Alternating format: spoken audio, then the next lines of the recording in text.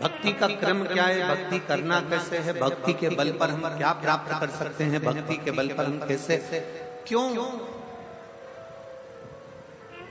अभी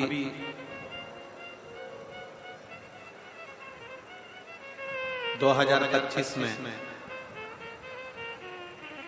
कुंभ का मेला आ जाएगा प्रयागराज का।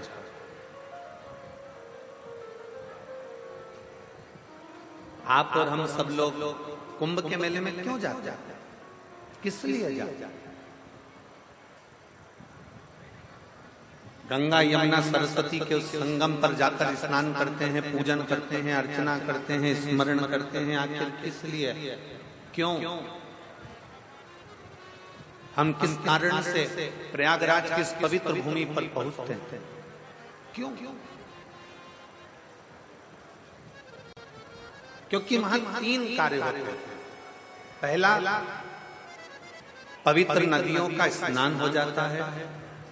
दूसरा, साधु संत सन्यासी तपस्वी साधक उपासक का दर्शन हो जाता है। और तीसरा, हम भारतीयों को, हम सनातनियों को अपनी संस्कृति का ज्ञान हो जाता है कि हमारी संस्कृति हमारा धरोहर है।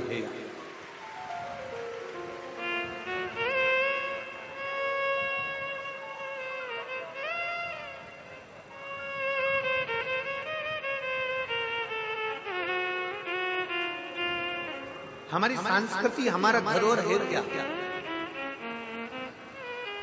मैं माननीय उत्तर प्रदेश के यशस्वी मुख्यमंत्री माननीय योगी जी को धन्यवाद देता हूं कि उत्तर प्रदेश में सारे प्रदेशों में कुंभ लगता है, सारे प्रदेशों में कुंभ लगता है, पर उत्तर प्रदेश की पवित्र प्रयागराज की भूमि पर माघ के महीने में तो हर साल कुंभ लगता है।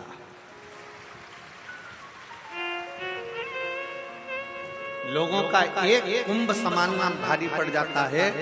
और मैं माननीय योगी जी को, मुख्यमंत्री जी को साधुवाद देता हूं कि जिनके नेतृत्व में जो कुंभ लगता है वो कुंभ देखने लायक और भगवान के विदल भक्ति को धारण करने लायक है, एक शिव तत्व को प्राप्त करने।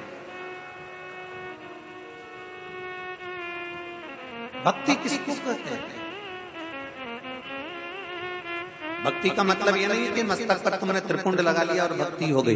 भक्ति का मतलब यह नहीं कि तुमने चंदन लगा लिया और भक्ति हो गई। भक्ति का मतलब यह नहीं कि गले में तुमने माला पहन ली और भक्ति हो गई। भक्ति का मतलब यह नहीं कि तुम मंदिर जाकर बैठ गए और भक्ति हो गई। भक्ति का मतलब यह नहीं है कि तुम अपना घर छोड़कर तीर्थ में जाकर बैठ गए और भक्ति हो गई। भक्ति का मतलब यह नहीं है कि तुम मंदिर देवालय शिवालय छोड़कर चले जाओ और भक्ति देवालय शिवालय में जाकर बैठ जाओ और भक्ति हो गई। शिव महापुराण की कथा कहती है भक्ति का मतलब है अपने घर में रहकर, अपने घर में जो रह रहे हैं, बस उनके दिल की बात को अपने दिल में बिठा लेना और उनके लिए कुछ ना कुछ अच्छा कर देना भी भगवान शंकर की भक्ति है,